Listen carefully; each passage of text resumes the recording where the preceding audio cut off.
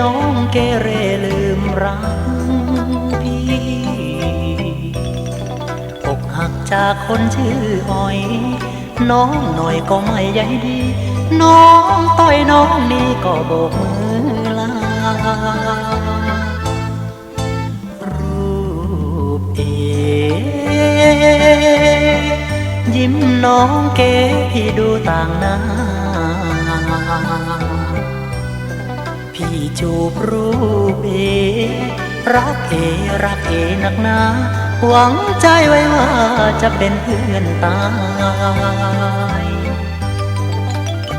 หากผิดหวังอีกสักครั้งพี่คงไม่ไหวหากว่าไม่เมตตาจะเข็นฆ่าก็ตามใจพี่ยอมแล้วพี่ยอมตายนักเอวคลึง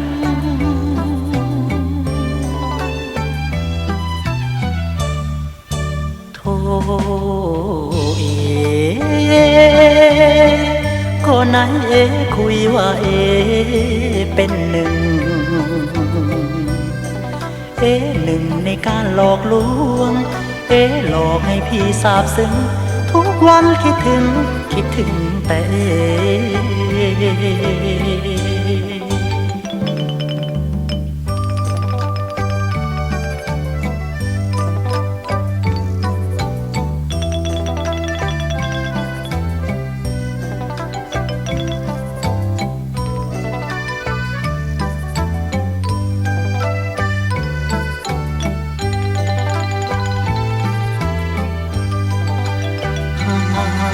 ผิดหวังอีกสักครั้งพี่คงไม่ไหวหากว่าไม่เมตตาจะเข็นฆ่าก็ตามใจพี่ยอมแล้วพี่ยอมตายน้ำเอวกลึง